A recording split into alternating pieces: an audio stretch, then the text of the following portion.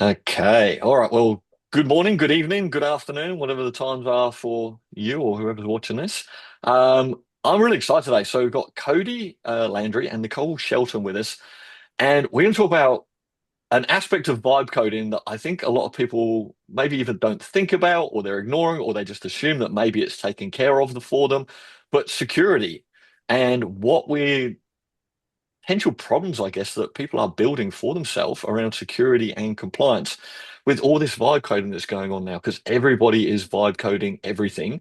And Cody, as you were saying earlier, as we were just sort of having a little chat before we started recording here, like the $100 billion potential problem that we are building for ourselves. Yep. So before we dive into this, if I can, Cody, if I can get you just to give us a little bit of your background, and then Nichole, you're here as an attorney who's going to talk about compliance and stuff. So if I could just get a little bit of your background, Cody, and then also from you, Nichole, if that's okay. Yep, absolutely. And I'll touch on it on a slide in a minute as well. My name is Cody Landry. My background is nearly spanning 2 decades in IT. I've done everything from starting by changing network cards when I was 4 years old to now I do AI for businesses. I sit down with them and look at every aspect of their business from sales, marketing, HR, it doesn't matter. We show them where they can put AI systems and processes in place, either with a human in the loop or not in the loop, and how they can save money or time, right? It's a lot of what we do. Thanks, mate. And Nichole. Hey everybody. So my name is Nichole Shelton. I am a licensed attorney. I am in the US in Kentucky. The thing that makes me a little bit different is I am a BAB coder.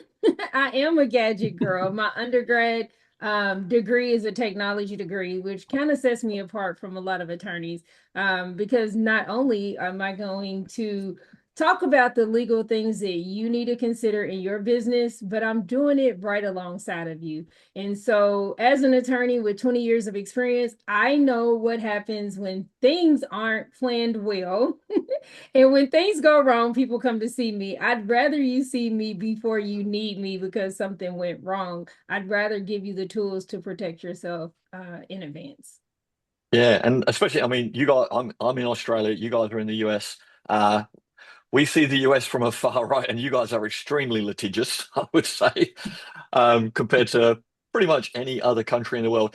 And I'm just going to say this, and not in a disrespectful way, but like this is probably quite a boring subject, right? We're going to talk about security and compliance, right? This is a boring subject. I'm actually really interested to hear what you guys are going to talk Yeah. about here personally, because I think it's a really important subject, even though it's potentially a boring subject. Yeah. Because, we have our own SaaS, it's not vibe coded, right? But Yeah. we have our own SaaS. We obviously use AI to code and stuff like that. And we have processes in place for security and checks and pen testing. And if people don't know what pen testing is, then you really need to Yep. watch this and understand those things as well, right? Because the importance of keeping your data secure, making sure you don't have a data breach, making sure you're following correct security procedures and storage of data, all these kind of things, right? It's so important if if it even if it is boring, right? But the boring stuff needs to be paid attention to. So I recommend everybody like just strap in and just pay attention to this. And if you don't want to do it anyway, like make sure you hire experts, talk to people like Nichole, get the right advice and make sure that things are done. Don't just be vibe coding and shipping apps and go, hey, this is amazing. I've just vibe coded. I've just vibe coded high level in 3 days or whatever, because there's people out there saying they're doing that now, which I don't believe anyway. Like there will be holes everywhere in what you are doing. So don't do that. So Cody, I think I want to sit back and listen to this. If I've got any questions, if you don't mind, I'm going to ask you as we go through because I am Absolutely, very man. curious about Yeah. this as we go, mate. So Absolutely. I'll And I hand love this what over you to you, said, mate. right? It is kind of a boring topic, but it's boring until you get hit with that fee that comes with not adhering to these policies that we're going to talk about, right? Because I'm much the same way. And you'll see in what I present that my objective is not to get you to secure yourself into a corner to where you can't fulfill what you promise your clients. My objective is simply to create awareness for you so that you know what risk you're accepting, because the worst risk is one that you don't know is right before you, right? That's terrifying. And so I'll share my screen now. We can kind of jump into the slides. Let me know if you see it. Yes, mate, that's up. Okay, cool. All right. So yeah, and to kind of thank you first, Gary, for inviting both of us to come speak to this topic to your community, because it's not talked about enough, right? I mean, and when we've had this rush over the last 30 years here of these large enterprise companies doing all this software development, developing these crazy websites, all this stuff, they know about compliance, right? But it's never really been a small business problem. And it's not necessarily something that somebody's going to come kick your door down and be like, oh my goodness, you didn't put the right button with the right contrast, you're going to jail. It doesn't work that way, right? And we'll get into some of that. But the reality is now we're at a point in time where capability has dramatically increased of the end user, which means they're falling victim to risks that they didn't even know that they had. We'll touch on it, right? But because of tools like Lovable, Replit, Manus, these things that are building web pages, web apps, anything like that, if you transmit or store data, then this is a conversation you're going to want to hear. I promise you that much. Okay, so the first thing I want to kind of touch on is a little bit deeper dive on me, right? My background is in cybersecurity, AI, and marketing. I've done it for the Department of Defense here in the US. I've also done it for Fortune 150 organizations, which are some of the largest enterprise companies that exist in our stock market, right? So I've done things like design, implement, maintain, and audit platforms that have done over $1 billion in revenue, right? These are massive, multifaceted platforms serving humongous customers, just tons and tons and tons of things hanging off of those platforms. I've had multiple industry certifications in cybersecurity and IT in general. I've done management in some of these companies as well. But most importantly, I've been the spearhead of all of the compliance audits that take place on these platforms. And there's multiple types of compliances. So your one platform may be subjected to multiple things that you need to pay attention to. And we'll touch on that. So why does it matter now? It's kind of like what we were saying a while ago, right? A lot of these tools are giving you the ability to create things that you don't even know are actually creating massive landmines in your business. Because if you're storing this data and it's not properly maintained, then any amount of revenue you might have gotten from it is going to come back to haunt you in the form of a fee for not adhering to these compliances. We'll talk about it in a second. So a lot of people say, I only have a basic business website, I don't need compliance. First off, in the US, completely not true. Canada, completely not true. Europe, completely not true, right? So every one of these different locations has their own form of compliance. And in the US, as you said, we love to just create things that we get to enforce, right? So California said, we don't have a strict enough one. So they went and made their own, right? But you have something called ADA compliance, which has to do with the Disability Act. And this is for Americans. Right. And this has to do with the fact that if someone is deaf or blind or something like that, they have a right to navigate your digital asset. If it's a web app or a website, it does not matter.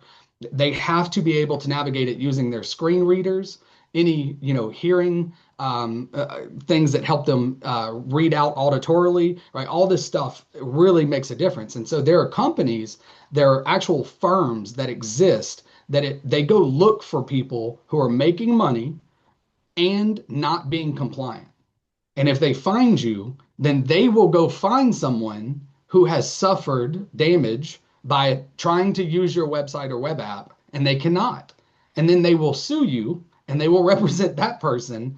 And you didn't even know that this was a problem. And what would surprise you is that doesn't fall to just things like, oh, can a screen reader read it? There are specific regulations around the contrast. So if you put a contrast being a color thing, if you put too light of a text on too light of a background, that's an infraction. That is a contrast infraction that exists in ADA. So every one of these compliances has a laundry list of things that you have to adhere to. And ideally, depending on your industry, depending on how much money you're making, you truly need to get a third-party audit of it and get someone to certify that you are compliant in this area, right? And that will save you a lot of headaches. And some folks are aware of that.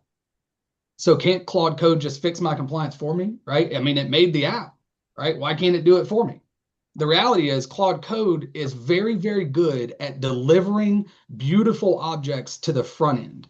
It is not great at the back end. It is not great at even when you tell it to follow a compliance, it doesn't know all the nuance. So you would have to specifically train it on every compliance that you have And every nuance of that compliance, it's a whole mess trying to do that by yourself. Because as you've seen with anything with AI, the more you're an expert, the better you can validate its output. If you're not an expert and you didn't know what ADA was, simply saying, can you adhere to ADA is not going to satisfy that requirement because you won't know where it's wrong. You have to have someone who knows what they're talking about or has done this before look at these things, because things like ARIA labels are a very big deal right now. This has to do with web app navigation. And funny enough, OpenClaw and its headless browser and a lot of these AI browsing tools are using ARIA labels to navigate. If you go build a web app in Lovable today, right now, and by default, it does not include enough ARIA labels for OpenClaw to go navigate your app. That's a dead ringer right there that you're not compliant properly, right? And so you can see this. If you try and use OpenClaw in headless mode on your own tools, you may find that it's not capable. And so that's one good way to just kind of gut check yourself. But there are ADA tools out there that do that. And so there's a lot of different things that come with this, because ADA is just one of a myriad of different compliances. Some of them don't have anything to do with the structural code. Some of it has to do with the server that your code lives on. How is that networked? How is it protected? What data center is it in? What physical protections exist for that data center? What is the accessibility from the general public? How do they differentiate who does or doesn't have access to that stuff? How is it cooled? How is the energy backup system in that, right? So every compliance has something a little different that you need to follow. And so the first question I always ask people is, what data are you touching?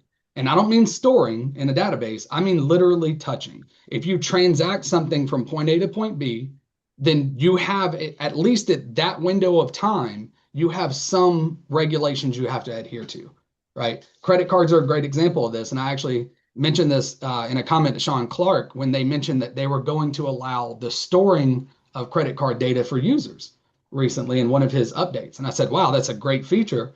But how are you going to handle helping all your agencies that you just enabled to store credit card data, which is a big no-no, unless you're properly protected, right? So they have HIPAA data requirements that you can pay for GHL, and that's an additional, I think, $3.99 a month, and you get HIPAA compliant servers. Well, PCI is the organization and the compliance that you have to adhere to when you're dealing with credit cards and credit card transactions. So equally, we need a PCI DSS option, which is similar to HIPAA, but they don't one for one. There's nuances to each of them, right? And so this is where you as an agency owner or a business owner in general, if you're leveraging some of these features in GHL or in your own app, you need to be aware of what you may be opening yourself up to. Because if you store that credit card data, you now have data that has regulations alongside it. And there are rules that come with that. And if you don't follow those rules, there are major fines and fees associated with most of these. And we'll look at some of those fines in a minute. But so what are the different types of things that could be happening with the data? Are you storing personal data, right? Name, address, phone number, age, social security codes, especially if you got that here in the US, right? So any of these things that really, truly are consumer data, very important. You need to look at what compliances are centered around that. Financial data. If I'm looking at your estate planning, if I'm looking at your bank account, if I'm looking at any of this sort of information, that's critical. Patient data or health data. So if you're running a medical organization or something that's horizontal to it or something, in one of those industries, that patient data is critical. And so it's not just the capture of that data. Alongside that comes things like retention, because once you take that data in, it's already happened. But now you have an obligation to hold that data, sometimes up to 10 years. And all of that comes with cost. So if I were running a medical application and I put 100 different patients through it and I've got 100 rows in my database, I have to keep that somewhere for 10 years. And it can be called back on at any point in time. And I have to be able to present it to that organization, or I'm subject to fines. And if I can't recreate it, those fines get really crazy, really fast. So knowing these things, right? If you're dealing with students in college or high school or younger, right? There are different compliances around that.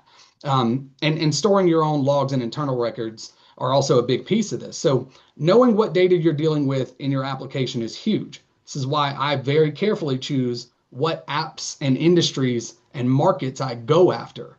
There's a reason why the legal, medical, these industries are harder to get into because there's so many rules and regulations that kind of fold around them. And it's very important that we understand that.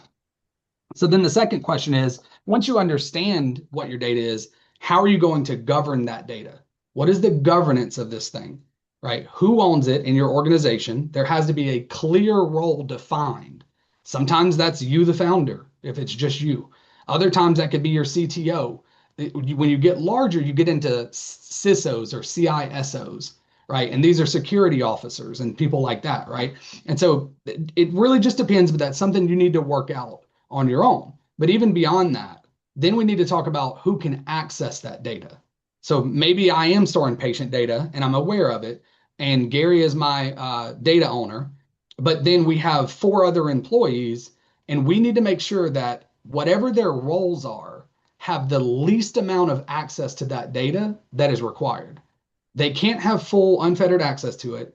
It has to be job relevant, and it has to be clearly defined that they cannot do things that are destructive in nature. Because what if one of those 4 employees went and deleted all that medical data? Who's going to be responsible? Gary's going to be responsible, right? Because you're the one that owns the data. And so this is very important, and understanding this in your business, especially if you deal with data that is regulated, having a creation process. So when a document is created, how is it labeled? Do you have different labels in your business of secure, confidential, critical, whatever it is, whatever your process is, you need to develop one for when that document is created, it's labeled and it's treated that way. So if you have a secure document with patient information that's out on a Google Drive, it needs to, that's whoever has access to that folder needs to be very well controlled, right? So that's an example of how that can look. How long is that data retained? That's what we were talking about a while ago. Every compliance is different. Every industry is different, but things are getting longer in time, not shorter. So we're not going to a place where we're like, oh, we don't have to store the data but for 6 months. No, now we're getting into long-term storage systems, which is where Amazon really makes a lot of money. And they have these processes that allow you to compress and store old data out there in a small format that gives them some money every month, right? But then you pay can them a quickly fortune. recover that. Say again? We pay them a fortune every month. That's all right. Our stuff, That's all right. our stuff Yep. is built on AWS. And I specifically did that when we started our SaaS because I'm well aware of the importance of these security and regulations and compliance, and also scale. And using a service like AWS gives you a lot of that. I don't want to say out of the box, but kind of that's the easiest frame I could put for it. But it gives you a lot of that straight away, and is that all their services are compliant. It's only as compliant as what you put on it and the access to it. That's right. Like there's holes there.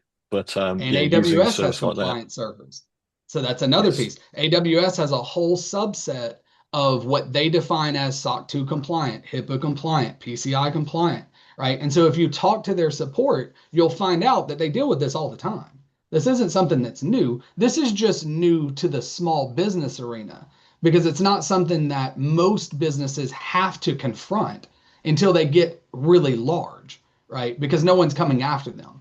But opportunistic agencies and firms are doing that now because they're aware of this vibe coding, and they're aware that there's about to be a ton of apps and websites that are stood up that are not compliant, and that's an easy win for them. It's a really easy win, and they will find clients, I promise you. So here's some examples of what some of those punishments can look like, right? So you have your lesser punishments, which are kind of your ADA, otherwise known as WCAG, right? It's a web accessibility thing. And so sometimes that is as light as just legal fees and remediation and letting them know you're working on it, right? And they will work with you. It's not always the end of the world. Now, it depends on how egregious you were. You need to be able to show that you at least attempted some of the fixes, because if you were completely negligent, then they will definitely make an example out of you, right? That's not something you want to play with. Now, PCI, which is the credit card stuff, this depends on how much and how frequent, because that fee could be as low as $5,000 per month that you are not found in compliance, or we've seen as large as $100,000 a month, depending on how much volume that you're transacting and storing, right? So that's a big deal. You start to get into a situation where some of these businesses that stood up a website or stood up a web app, if they got hit with a $100,000 a month fine, that's it. Close the doors. The business is over, right? Somebody's got to talk to the wife. We got a problem, right? And so this stuff is not anything to play with. It's very important. HIPAA, which is the medical side of things, right? That you could be looking at $100,000 per row in your database. That you're getting to millions at that point, right? You've processed 100 different patients through there, which is not a ton for any medical app. And now you've got 100 times $100,000. I don't know about you, but I ain't ready for that kind of fee, right? My business can't sustain after that. But there's other ones. TCPA we know about from GHL, which is where A2P compliance comes in, right? You have the Consumer Protection Act. You've got CCPA, which is California. You've got all these different ones out there, and they all have an entirely different compliance process and fee structure. And this is where you're going to hear me say a lot. I'm not here to tell you to fix everything. I'm here to tell you to look at this, find which ones matter to you, go research it, and know what risk you're carrying in your business. Risk assessments are a very real thing, and someone needs to do that for you. They need to, no different than what happens if all your employees left tomorrow. What are you going to do? That's a risk assessment, right? And in the same way, you need to know what your digital assets are opening you up to. There's so many frameworks out there. Sarbanes-Oxley is one we didn't talk about. That's in the finance world, and it's also brutal. It's a very, very difficult one to get because of how stringent they are on their compliance side. But this is another key element, because you're in Australia and a lot of your audience may be, whether you adhere to compliance is not dependent upon where you live. It is dependent upon where your traffic lives. If you're dealing with an American audience, you have a responsibility to adhere to the same compliances that an American company would, because you're dealing with that audience. It's no different here when we deal with Europe and we have to adhere to GDPR. It's the exact same thing. Canada has their own. They have one as well. And so you need to be looking at, what am I storing and where are my users? Because those are going to define what compliances you need to follow. And if you have, anybody under 18, I would also really start to say, if I'm targeting, 18 and under, I need to be very careful. You need to be very, very careful. A lot of rules change at that point. Right. So one additional thing I'll call out here is SOC 2 compliance, which I'm sure you've heard Cody Getchell talk about with his experience with it. And it's not fun. It's not pleasant. And oddly, that one isn't even software related. It's more business process and structure related. So this has to do with, do you have written policies that you can pull up and show these boards that, no, we're SOC 2 compliant because we have this fallback process here. We have this privacy policy here. We have all these different things in place. And that's a really, really tough process. So I'm not going to bore the audience even more with all of the specifics of every one of these, but I do want to kind of go through some of them and just highlight it, right? So PIPEDA and GDPR and CCPA. So that PIPEDA is the one that is for Canada that I was referencing a while ago. And all of these they have a similar sort of mantra to them. It says, do you have a cookie process for your app or website? Do you have a missing, or do you have the do not sell my info in the bottom of your footer? That's key as well. Are you capturing data before consent or after? Because a lot of these apps, and people don't even know this about cookies, you have to give the user the ability to reject being tracked. That is a big piece of GDPR. CCPA, which is California's piece, they also enforce that. Now, the US is not there in totality yet, but it's coming, and it's coming fast. I promise you. Texas is doing it. They're already changing. In many other states, and I'm sure Nikki can attest to this, there's many other states that are already kind of we need a process for this. We need something here for this. And so it's coming pretty fast. FERPA and COPA all have to do with children. So under 13 especially, right? For anybody that thinks they're going to be the next Coco Melon out there, be very careful. Be very careful with that, because when you're under 13 years old, 13 is oddly enough the age of like maturity on the internet. But when you're under 13, there are enormous considerations that have to be taken. Parent consent has to be given, right? So for any parents out there that's ever bought one of those Amazon tablets and it's like all in one for the kid, one of the first things you do on there is give consent as an adult that your child can use it, right? So you've probably dealt with these compliances in some way in your life and never realized it, right? It's just they're always there, but now they're going to kind of stick out to you, hopefully a little bit. So PCI's credit card, we touched on that. That's another one that is, I could send you an Excel spreadsheet, Gary, that your eyes would pop when you see how many things you have to adhere to just to be credit card compliant. It is unbelievable that someone could make up that many things that you have to follow, but they definitely did.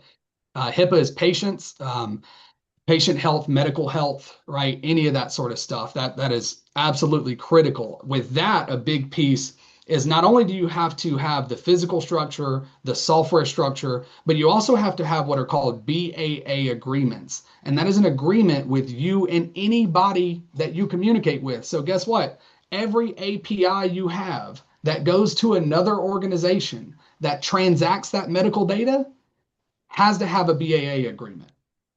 Every API. Now, some of them are easy. You may deal with a Zapier who's used to that.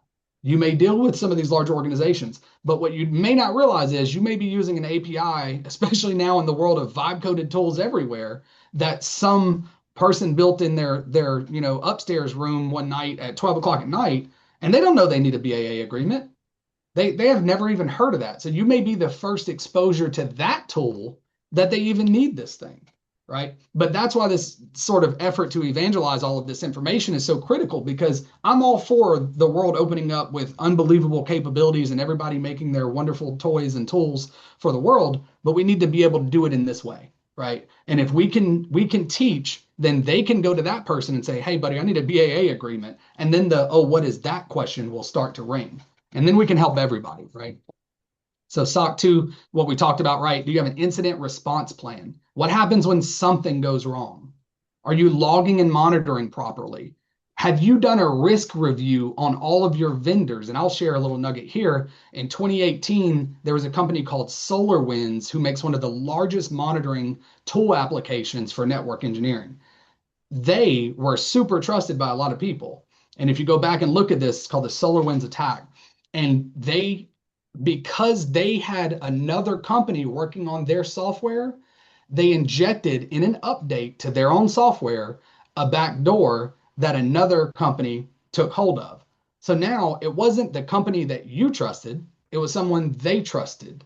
That was the problem. And this is where a new security defense of zero trust has kind of come from, right? So now there's all of this stuff where I zero trust. I don't trust any other organization by default.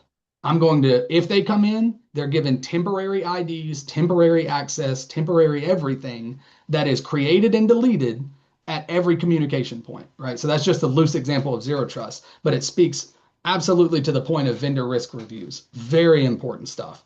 Change management procedures. In your organization, if we have a document that has medical data or any other data for that matter, and I find this to be helpful outside of compliance, change management is critical to understanding your business and your employees. If I touch the document and Gary touched the document and Nikki touched the document and one of us broke it, but we can't go back and say who did what, when, where, why, and how, and this is the thing that exactly broke it, then I don't know who's to blame here, or I don't know exactly what was changed, or I don't know when it was changed, right? And all of those factors make a major difference. And so, Gary, over the last 30 years, one of the things that I've seen is, we've spent a long time in security being able to map every keystroke on a keyboard to a user account on the backside. Vibe coding and agentic coding blows that up a little bit, because when you have an agent that can pop up, do something, make a change, and destroy itself, it's really difficult to pin that back to a user. Now, there are really sophisticated tools already that do have that capability, and more is coming, but it is a definite paradigm shift in the world of security as well. So I'll quickly kind of run through this. TCPA, we're all kind of familiar with, right? It's the 10DLC, don't, text people without their permission, et cetera. And so then lastly, it's like, I've shown you a ton of frameworks, right? My advice is take the cookie, right? take the cookie, listen to me, take a look at your app, your business, find out where you may interface with some of these compliances. Find out where, well, I don't think I directly hold patient data, but I am dealing with people in California. Great. Go look at CCPA. Go find out what's inside of that, right? Even if you're talking to Canada, to Europe, look at any country. I don't care, Malaysia, I'm sure. At this point in time, I recommend everybody look at where your user traffic is coming from in mass and go figure out if there's any compliances that you can adhere to. Now, again, you don't have to just go do it all at once. Almost every one of these compliances, to give you some example, HIPAA took, it's anywhere between 6 and 9 months to turn around a platform and make it HIPAA compliant. That is a long process. And you're talking about roughly 50 engineers that were working on that. That's a big deal, right? So nobody expects you to go from uncompliant to compliant in a single day. That's just unrealistic. Almost everything is a process that you have to be stepped through. And there are companies out there that exist to help you get those compliances. So you just need to have a conversation with them and say, look, I believe, I may fall under the umbrella of HIPAA compliance. I'd love to have a conversation with y'all and figure out how I get compliant, right? They're there. They're ready to have that conversation. So risk assessment, right? So what data are you collecting? Where do they live? What vendors and APIs exist in your website and or web app? Where are you storing this information? What exposure points are there? Do you have logs? Do you have screenshots? Do you have a test environment, right? These things are critical. Are there any controls that you are missing that you've heard talked about today? Do you have a risk assessment? Do you know what vendors you're using? Have you considered who owns the data, right? All of this stuff matters. What types of encryption are they using on the servers? All of that is critical. And also it needs to be documented. A lot of these processes are business processes that you don't end up getting until you're a little bit larger. I recommend looking at that. Right? It doesn't take much, especially now with ChatGPT, to whip together some small, again, so much of compliance is about, were you even trying? Were you even trying to adhere to the thing that you're supposed to? And if you can prove that, in many cases, it really, really helps you. And I'm sure Nikki will touch on that. But compliance is not anti-speed, right? I want you to go fast. I want you to build awesome things and change the world, right? But I don't want you to get sued into oblivion and go bankrupt, and now the world doesn't get your gem that you had for it, right? So definitely look at your risk, look at your infrastructure, and as you grow, maybe you chart a path from, hey, today we're not making any money. I don't worry about compliance, right? Maybe at 50K per month, 100K per month. Now we start having a serious conversation here about plugging the holes in our business that can come back to bite us. Right? That's critical stuff. So again, I'm not a lawyer. Nikki is though. Not me. I don't want any part of it. So talk to somebody else that's a lawyer. I don't go audit systems. That's not what I do. Actually, I do AI building of systems. But if you want me to look at it, give me a call. I'll do it for free. I'll take a look at it and tell you my opinion of it.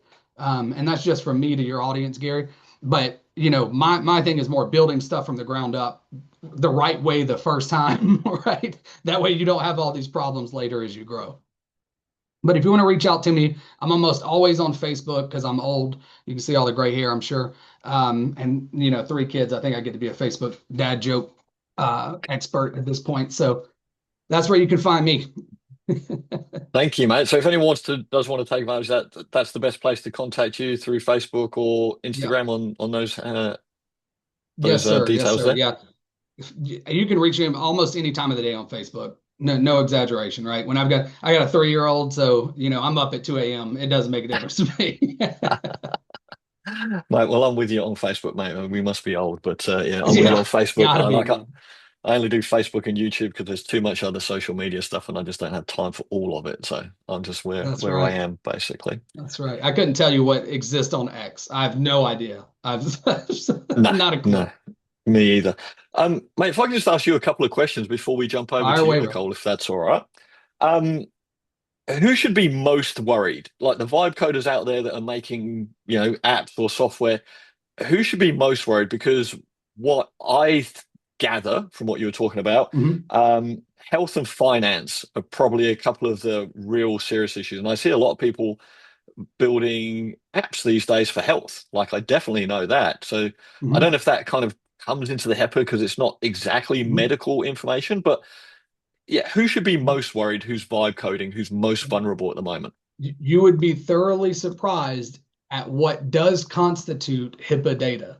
And this is another major point is because a lot of people go, well, I'm not storing patient data. You severely underestimate what patient data is classified as. It could be as small as a condition and first name and last name. Like it is scary. So to your point, there are people who I would say get it worse than others, right? And yes, the medical industry has tons of regulations around it, rightfully so. The finance industry, banks, estate planning, 401ks, tons of regulations, rightfully so.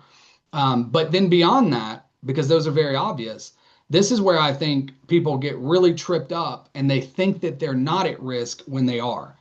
If you deal with the consumers, so if you're a B2C business, that is where your PII or personally identifiable information that you're storing in GHL. If it is their home address with their name and phone number and email, you got a problem. There are rules and regulations around storing all that information together for a consumer. This is why B2B businesses actually don't have as much headache because they don't have to deal with the consumer side of this, right? They're dealing with the business's data, and that's not treated the same in most cases, right? It's very different. The compliance and regulation around B2B businesses is totally different.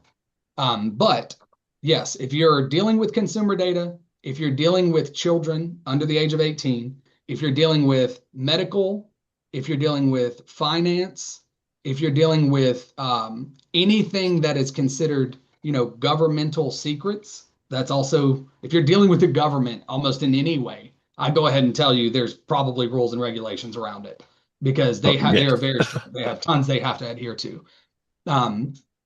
So, I mean, I think that those are the big ones. Beyond that, there are the ones that kind of slap you in the back of the head, like, oh, I didn't know I had to be compliant with people who had screen readers, right? And maybe ones that have some type of different way of communicating with the computer, right? So those usually get people too because they just don't know that they have to adhere to it.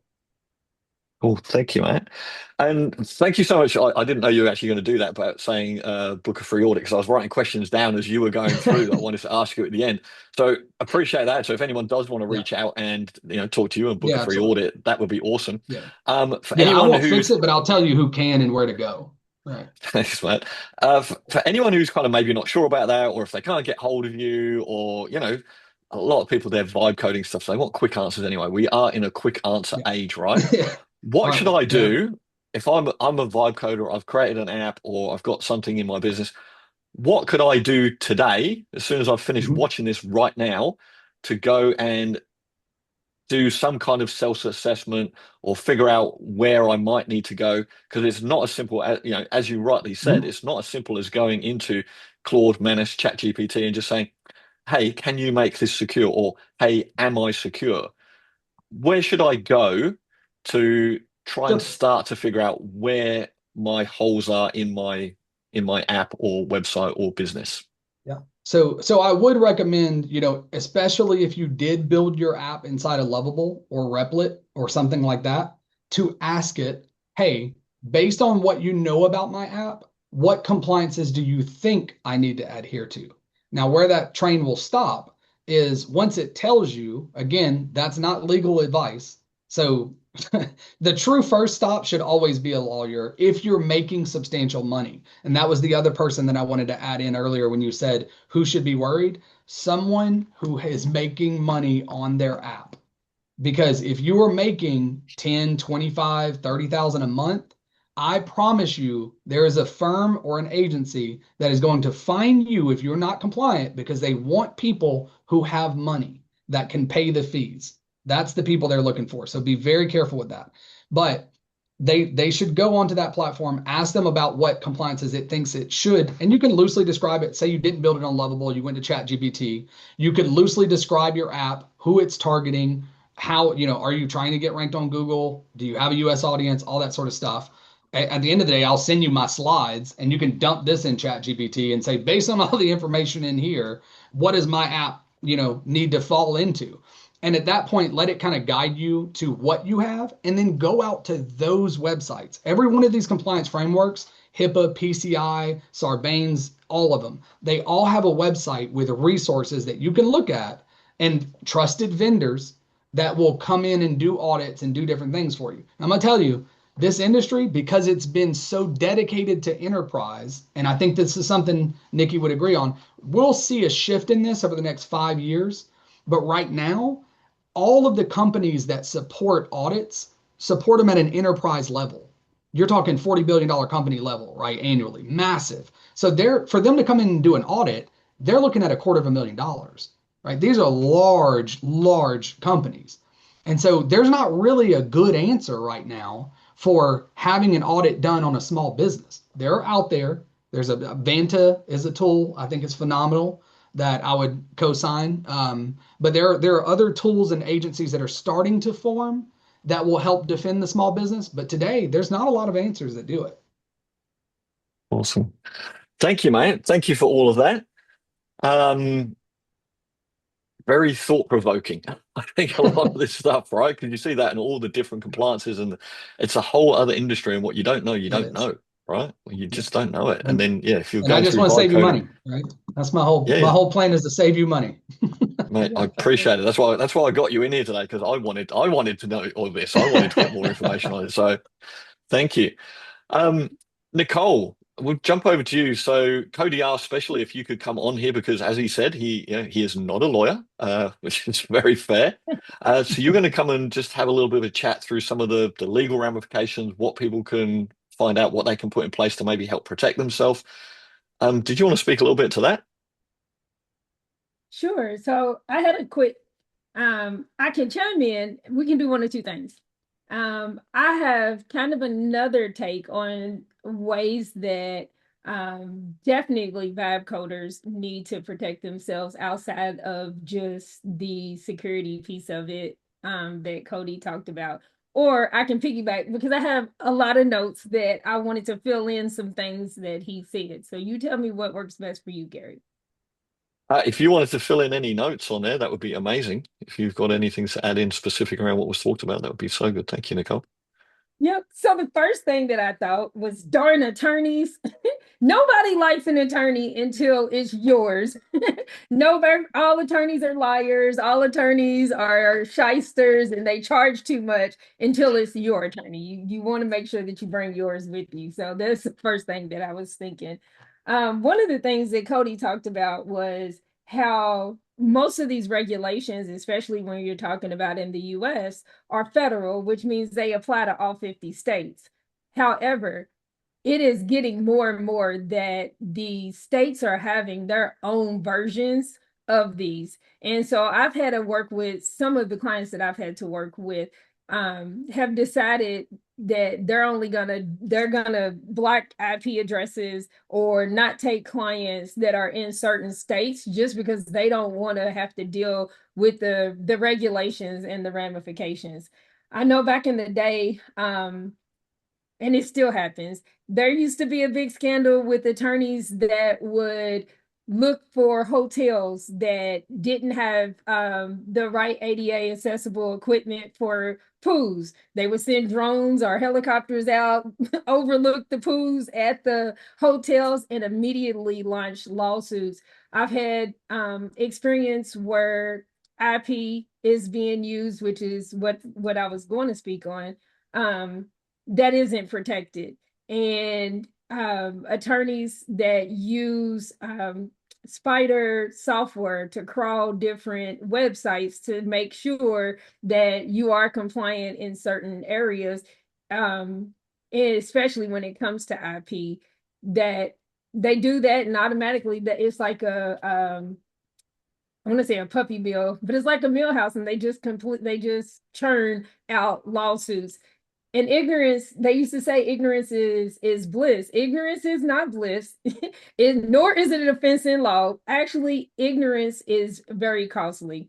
One of the things that I agree that Cody said, the more money, more problems. So the more money you're making, the more eyes are on you. And I've witnessed that in my 20 years of practicing when you look like you're making money and you're doing well, and they see your ads and they notice that you're here and you're there, it's a spotlight, it's a red flag. And so then that's when people are trying to see what you're doing, and even competition, how they can stop you. So don't be surprised if competition reports, hey, they're not Oh doing yeah. such and yeah. So you do want to have, you at least want to not be ignorant.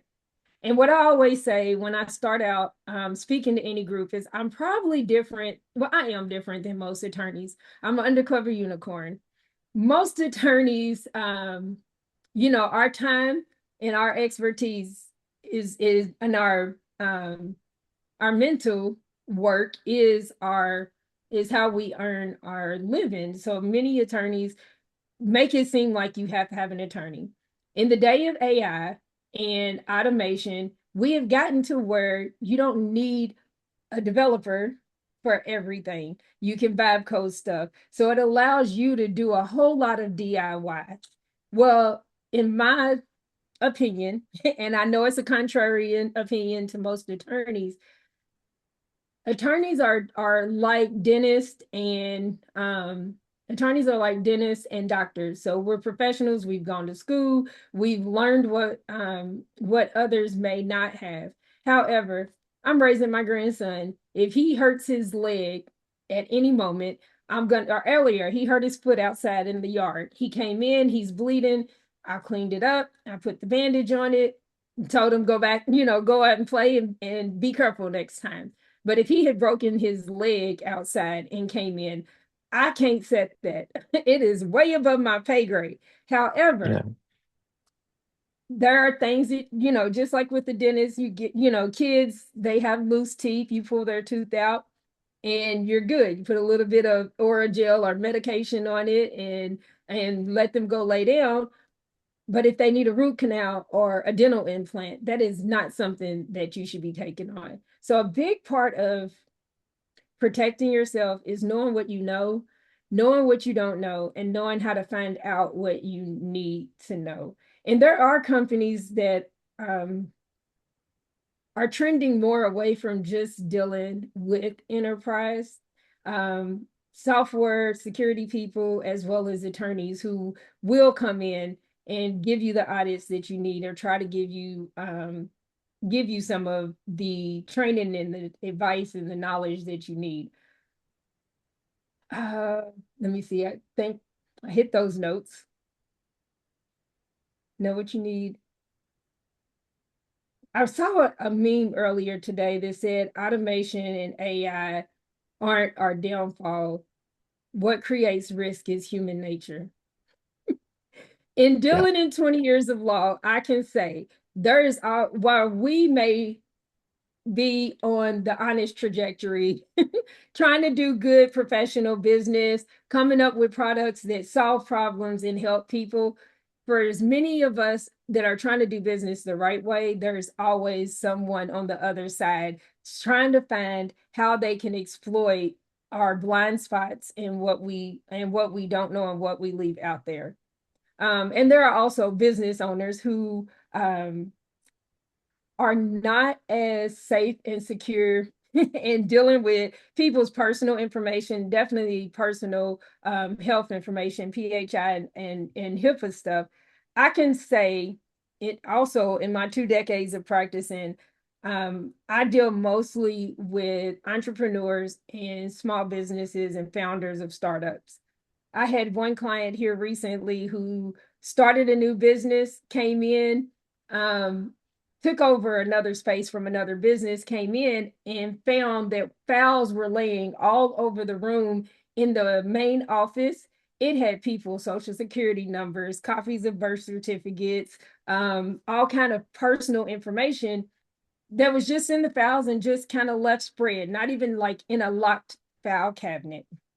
We ain't even going to talk about SOC 2 with stuff like that, because it was credit card information from all their previous customers, and the business owner just left. So I'm kind of with you, Cody. When you were talking about that, I'm like, I trust no one, even when I go to a doctor's office or a provider. I'm not trying to give any more information than I need to.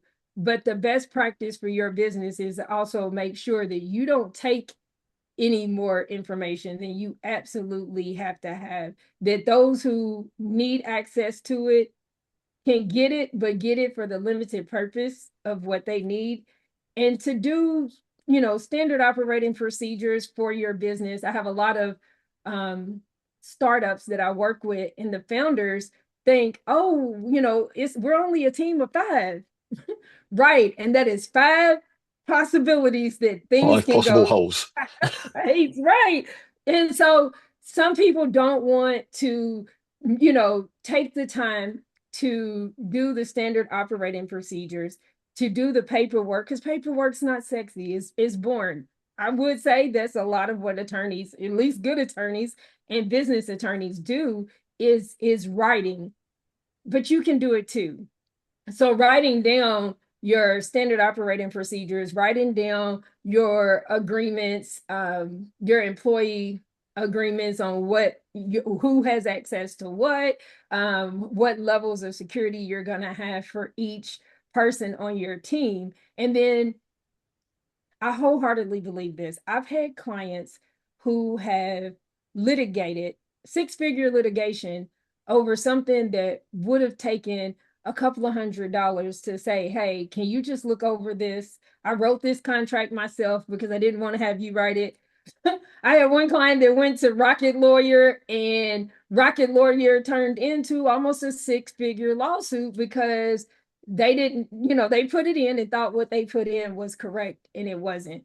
It is so much better to spend the little bit of money up front, to have the audit, to have extra eyes on what you're doing, and to ask the questions. And a lot of attorneys, sometimes I'm one. I will be for your audience, Gary, but some attorneys will do it for free. You call them, you can do a consultation. This is what I'm thinking, and they'll answer a couple of questions for you.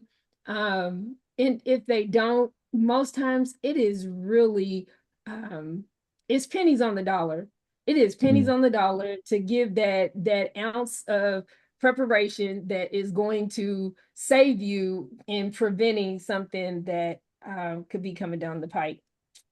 I'm trying to think what else. I do agree with asking when I had corporate clients and worked in their legal worked with their legal departments, or if they didn't have one, worked as their legal department. You also do want to vet your vendors. You want to make sure, because you inherit their problems. So just like if you are dealing with HIPAA, you need to have BAAs for everybody that you're working with, or vice versa, making sure what they have in place, because just because it wasn't you that did it doesn't mean that they won't be putting you at risk. Trying to think when to help. I think that on this subject, I think I filled in. Those are the comments that I had written down. Last thing. Not everybody's against you. A lot of the organizations that create these requirements for your business, like Cody said, you can go to their website, but I would say one step further. What I have found in my experience, both in my own business, but also helping my clients, that they want to help you. They would rather you come to them, ask them questions, and then that's how you find out things that you wouldn't normally find out, that nobody else is teaching or nobody else has said. A lot of times they have free tools, free templates, and they'll take the time to answer your questions. So you can go to them. You may not be able to go to them and say, hey, look what I just vibe coded, and can you go through all of my code? But to say, hey, this is what my business and what my product is. What am I missing? What do I need to know? Because you don't know what you don't know, but it's always a good thing to know who does and how to get the help that you need. Thank you, Nichole, and thanks to both of you for coming on. And like I said at the start, this is not the most exciting subject in the world, but it is an important one. And I hope Anyone who's watching this or thinking about this stuff, it brings it to the forefront a little bit more. If you've got any questions from anyone, we've got a few people there in the meeting room. If you've got any questions, you want to drop them in the chat, we can definitely answer them. Or if not, I at least, like I said, I hope that people start to think about it a bit more importantly, and even like basic stuff, right? I still see this so often with people where they'll email passwords through, you know, which amazes me. It's like Yeah, use it, like if I could give anyone one piece of security advice, like use a password manager. Like absolutely. Yeah, I've done that for years, like years and years yeah, through running our agency, right? Something we've always had in place is like a password manager. You can share passwords with your team, with your contractors. They get to access and log into stuff, but they can't actually even see the password. So they can log in yeah, using the password manager. They can't see the password. So they can never really get in. As soon as they leave, you revoke that, you can take them out, yeah. job done. So just basics. I mean, that to me is just such a basic thing that I still see so many Mhm. people not doing. And, people just I mean, valuing the speed and the speed of what we can do things these days with vibe coding is amazing, right? But I think you said it really well there, Cody. It's like it's all focused on the front end. People see that and go, "Hey, Mhm. what does this look like on the front end? How beautiful is it? How easy is it to use? Obviously, what's the output that I get from doing this thing? Does that work well? Does it Yeah, look nice in the UI?" And there's so much stuff going on behind the scenes there. So if people would start to think about that, and that was a great tip, just to put that into your code and say, "Hey, I'm building this in this area. yeah. What kind of security things should I start to be aware of?" Make that part of your process in your vibe coding, I think would be a good takeaway from people from here. And vibe coding is great and it does build a lot of speed, right? But what good is that speed if you come to a screeching halt because you either got hacked because you didn't have the proper security in place or you got sued and now you've got to take your platform off the market anyway, right? So it's a lose-lose. You might as well get it right now while you have the chance. And Yeah. another tip on the password thing, Gary, is right now because AI is used on both sides of the fence for the good guys and the bad guys. And the bad guys have gotten really good lately, really good. One of the things they're doing now is hijacking browser sessions while they're happening. So this is where you're starting to see things called the like pass keys. Do you want to make a pass key for Facebook? Do you want to make a pass key for such and such? That is actually very important that everyone starts using those as fast as possible. What that does is it prevents the session from being hijacked because it takes the information off of your specific browser and brings it into the frame. So now if someone tries to hijack your session, they don't match your same device characteristics and parameters, right? Very, very important that you start utilizing those as well. A lot of people don't know about that, but that's going to be a big deal. Yeah. And it's such an important point too. Like, AI is being used on the bad side. So the speed of hacking is so much faster now. I mean, I Yes. just think back to like WordPress, right? Let's use Oh my WordPress. Like WordPress used to be rolling out updates all the time because it'd roll out an God. update, someone would be hackers on it, and then they'd figure out a hole in a back end, and then they got to roll out another update. That stuff's just What? happening so Oh, you have quickly a now great because they can example find the there, holes. actually, right? You wouldn't go into WordPress and just choose any plugin to put on your website, right? But imagine that same frame, and that's happening at scale because now you don't know what plugin creator made some vibe coded tool that you just made. It's no different. The reason why we choose prominent and popular plugins is because they're updated and secure. I Mhm. don't want little Johnny to make my new tool who's not going to keep it up to code because in 6 months, when the hackers get way better, little Johnny is going to be the first one that gets me hacked, right? So Yeah, be very careful about what tools you're leveraging. yeah, and that's it. And like we were saying earlier, like we use AWS. We obviously take security very seriously in our system, but AWS gives us a great framework to build on. But the framework is only as secure as the things that you put into it as well, because how they can get in Yeah. through there. So, And I um, love your product because it helps people kind of deal with that A2P compliance in an indirect fashion. And I'd like to see more more options like that. I think are more beneficial to small business than actually adhering to the framework in some cases. Like if there was a tool that would help me store patient data, I would rather go use that than make my entire infrastructure be secure and compliant. It's way more cost effective. So yeah, yeah, I mean, I love it. thank you, Matt. Thank you so much to both of you. Thank you for your time today. Really appreciate it. Enjoy the rest of your evenings for you guys. Yes, sir. And good luck with that carpenter. Thank you. Thanks so much, guys. Thanks, Cody. Thanks, Yes, Nichole. sir. Bye-bye. Take care. Bye.